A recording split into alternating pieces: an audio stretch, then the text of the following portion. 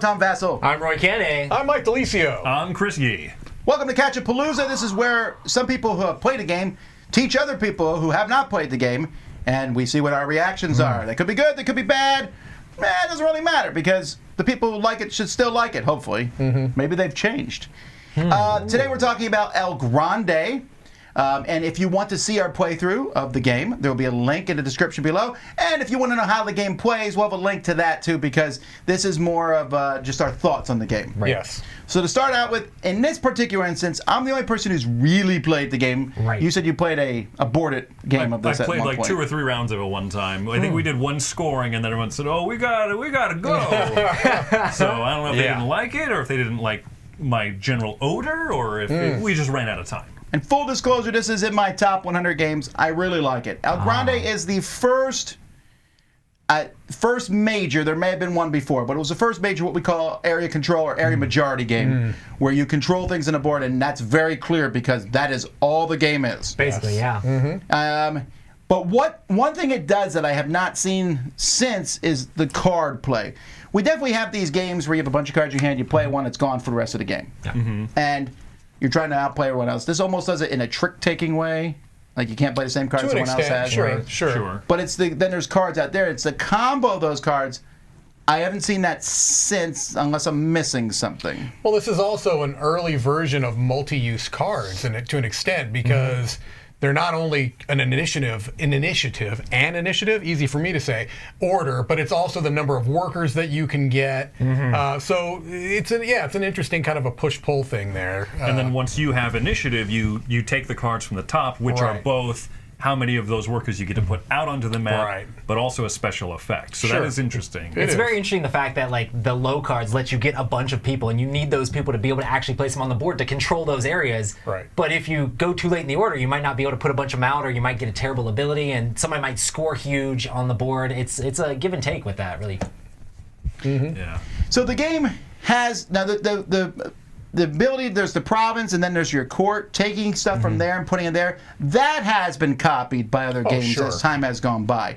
And the part where you control areas for points has been done. There are quite a few games that do it. In fact, one of the Dice Tower Essentials game, Royals, has a lot of similarities to this game in that part. But there's probably 100 games that do this now. Yeah. Yeah, I mean, it's a genre. It really is. Yeah. It is. I was gonna ask, right? People ask the difference between area control and area majority, right? That's a long video, but I mean, I use them interchangeably. Yeah. But I understand area control means you fight over an area. Area majority technically means do you have the most, you get points for controlling it. And we're sharing it. We share spaces, and you measure majorities at scoring rounds. I tend to really favor that myself. Area majority. Majority, yeah. I'm a big fan of that. Yeah, more than I like area control. I'm very much area control. Stay out of my area, or there will be blood. You want actual combat mechanics. Yeah, I mean, I do like when people go in there and then there's a little bit of give and take. Like Blood Rage has a little bit of both of that, where it's like you can have both people in there, but then sometimes you can trigger things to fight. But then at the end of the round, it might be who has the most. You know, that sort of thing. Okay, yeah. Well, let me ask you this then. So, again, this game came out in 1995. Yes. So it is 27 years old. Do you feel like it's aged okay? I'm glad you brought that up because I was looking forward to playing this session of this because this is one of those games that is brought up when you talk about kind of the pantheon of board games. It really is. You know, it's like, oh, you should play this. And it was one that I just hadn't played, and so I'm glad to. But I feel like maybe some of my expectations going in worked against the game for me because I heard over and over again the game is elegant and it still feels modern and fresh. It feels like it could have been designed today. I disagree with both of those things. I'm actually on your side with that. I disagree with your disagreement, but okay, keep going. Yeah, no, I don't feel like it's elegant. And the interesting thing is I tend to really, and I'm not saying I dislike the game. I do not dislike the game. But What? That sounds like something I would say. No, yes. I don't dislike it. But what I'm saying is this is one of my least favorite Kramer and Kiesling games because I do feel like they generally... Actually, this is Kramer and Ulrich, I believe. Oh, is it? Yeah. Oh, okay. Kiesling was not involved in well, this then, one. okay, then that's... Richard Ulrich. All right, then maybe I needed to pull back a little bit on that because I tend to think that their games do have this elegance. This one I still feel is a little clunky. What parts of it do you feel are clunky? Yeah, I'm confused about that. This I feel is That's clunky. super elegant. You play a card, seems pick really it, take simple. the action. No, you were talking about, and if you don't know what I'm referring to, you can look back to our playthrough. You were talking about a variant way to play the game. Well, it's not a variant. It's actually an expansion. So Okay. there are actually several expansions that are included. There's the Grand Inquisitor and the colonies. Okay. I don't like that at all. That adds extra. I mean, it adds extra colonies. Yeah, It's on the yeah. other side of the board. Wow! So on the other side of the board, cleaning that up. You could see. No, I'm not. You could see that there's like the Americas, and you Okay. can send people out. Interesting. And Africa, and yeah, it's okay, but that adds extra stuff. I think this is really simple and easy to understand, and it's one of the main decision points in the game. Like, how much do you really want that special ability versus, or to be able to move the king around? Because it's so important. Because the king's only going to move like once around unless there's a special ability that does. But I haven't described the difference, so that I can counter what you're saying. Right. The difference is that you've got in the expansion. This is in the apparently- King and Intrigue expansion. Right. So in that expansion, you have your own deck of cards. You're picking from them. Well, you can either take a specific set, Right. or you can shuffle them together or like pick yours at the beginning, and that has all the information. It's Right. not two cards. Here you're combining two cards. Right. It's one card. I play this. I'm 63. You play that. You're 73. You go first. You do all your stuff. I do all my You stuff. get the number of So workers to you get, me, and you place this that is a out. more modern design sensibility because you've got. Came out like a year later. I'm but- just telling you, it feels more modern to me. And it's interesting because typically I'm more of a tactical gamer than a strategic gamer. This, to me, feels much more tactical, but I'm kind of bouncing off of it, where that feels more strategic. And I'm like, I wish we had played that way. I feel like a game I like luck you need in to- my games. I think you This need to play game this one has first. Maybe. very, very little luck. Like almost the whole thing is deterministic. Besides the randomness of these cards coming out, the rest of Yeah. it is just playing against the other players and trying to outthink them, outsmart like what they're doing and where they're going with everything. It's like, Yeah. oh, are they focused on this? Are they going to be focused on that? Can I take this area? Where are they going to put their thing? Trying to determine where they're going to throw their guys down. It's all playing against the players, but there's no real luck. The only luck is the random order these pop out in. Yeah. Which So- can be a big deal. Sure. You put sure. those cards in there the way you're saying, there's like basically no luck at all. You're just completely playing against the other players. And I don't know, I like a little bit of intrigue and luck in the game to kind of mix things up and like give like chances to other people and things like that. Oh man, I'm going first this turn and I had this card left in my hand and the right card came up at the right time. I think those moments are exciting in games.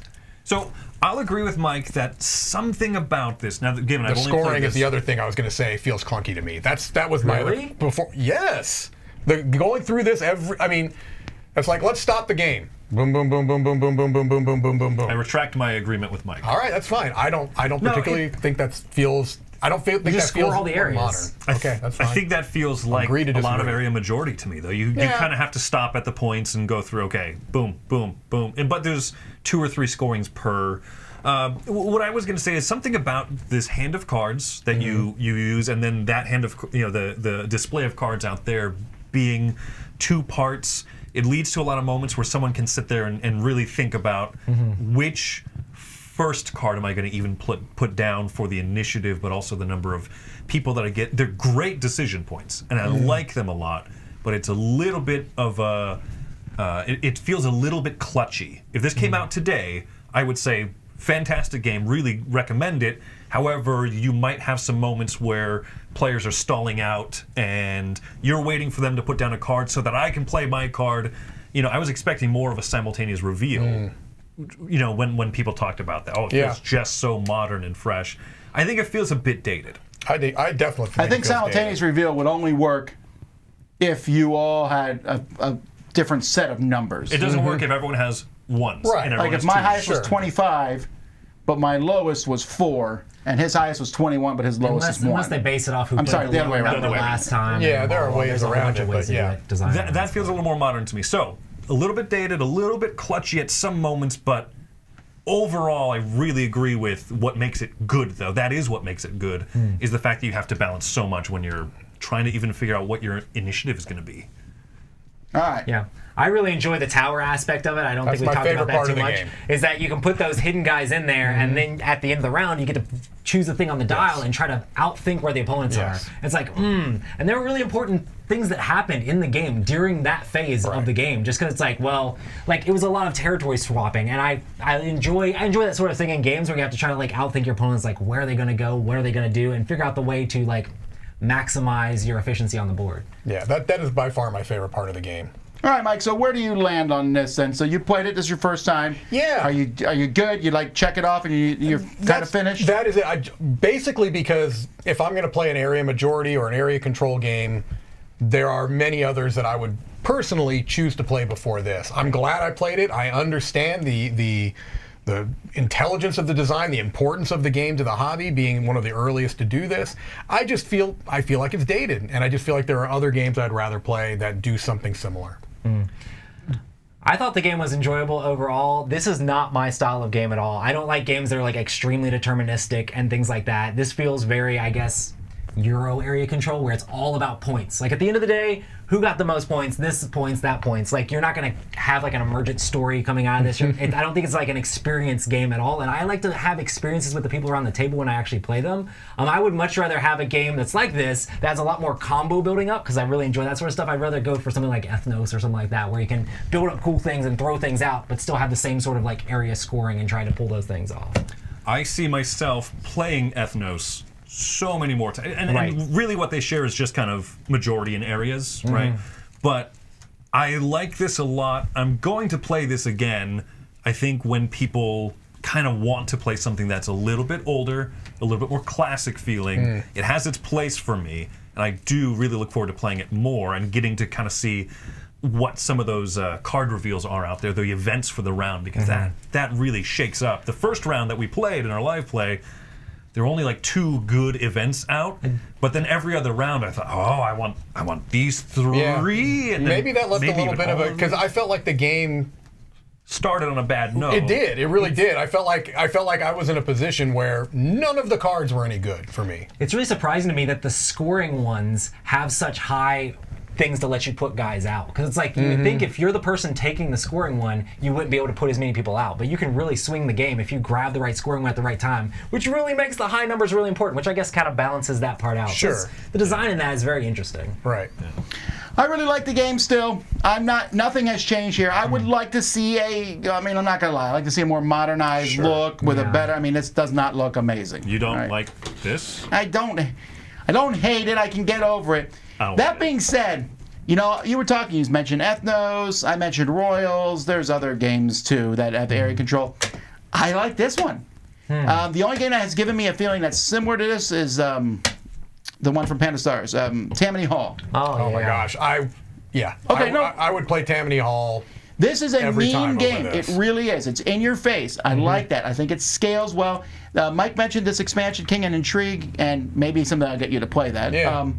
I like that equally as much as the base game. I do think this is elegant. I do think it's smooth. Yes, that first round, there's a couple cards were off when we played, but I think that's part of being the first round. You look at that and go, where do I go? Do I play a high card right away then, so that I don't get one of those cards? Yeah. And even though I was like, oh, Roy, 17 points ahead or whatever you got in the first round, that flipped the first scoring. Sure. Yes. It flipped again back. Don't get me wrong, but Don't get me wrong, Roy crushed us. Yes. yes, but I don't know. Like Roy said, there's very little luck in the game. Yeah. And I like the spinning the dial and outthinking other people. Yeah, that's my that's favorite part. I like that. The tower scoring and getting And to just moving the thing. Yeah, airdrop a bunch of people right into Valencia. Yeah, it's Yes. smart. It's smart. Well, I'm not taking it out of the Dice Tower library, but I don't but think you that's should. okay. I don't think you Despite should. Mike's protestations, I suggest you do keep it. Yes. No, I think Alrighty, it take absolutely belongs in the library. 100%. Well, that's El Grande. Until next time, I'm Tom Vassell. I'm Roy Candy. I'm Mike Delicio. I'm Chris Yee. Have fun catching up.